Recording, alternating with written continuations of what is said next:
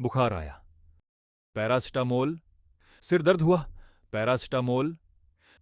लेकिन एक सवाल, आखिर ये छोटी सी गोली हमारे शरीर में ऐसा क्या करती है कि दर्द और बुखार दोनों कम हो जाते हैं? और इससे भी बड़ा सवाल, पैरासिटामोल इन्फ्लेमेशन को आइबुप्रोफेन की तरह कम क्यों नहीं करता? आइए सिर्फ 3 मिनट में इसका पूरा मैकेनिज्म समझते हैं। पैरासिटामोल, जिसे एसिटामिनोफेन भी कहा जाता है, मुख्य रूप से पेन और फीवर को कम करने के लिए इस्तेमाल किया जाता है। लेकिन ये कोई जादू नहीं है। इसके पीछे है हमारे शरीर का एक फैसिनेटिंग केमिकल पाथवे, और इस कहानी का एक बड़ा कैरेक्टर है प्रोस्टाग्लैंडिन। जब शरीर में इंजरी या इन्फ्लेमेशन होती है तो एक फैटी एसिड से कई केमिकल्स बनते हैं। इसी पाथवे में सीओएक्स एंजाइम्स प्रोस्टाग्लैंडाइंस बनाने में मदद करते हैं, और प्रोस्टाग्लैंडिन्स ये पेन पाथवेज को सेंसिटिव बनाने में मदद करते हैं और फीवर में भी इंपॉर्टेंट रोल निभाते हैं। अब सोचिए, अगर प्रोस्टाग्लैंडिन कम हो जाए तो पेन और फीवर भी कम हो सकते हैं। यहीं पैरासीटामोल काम आता है।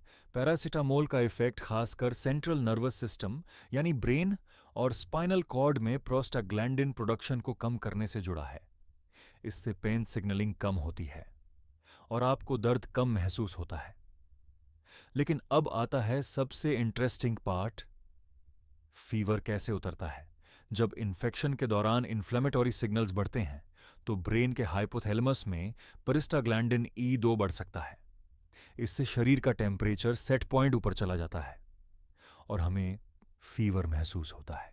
पैरासिटामोल ब्रेन में प्रोस्टाग्लैंडिन प्रोडक्शन कम करके इस सेट पॉइंट को नॉर्मल की तरफ लाने में मदद करता है और बॉडी टेम्परेचर नीचे आने लगता है।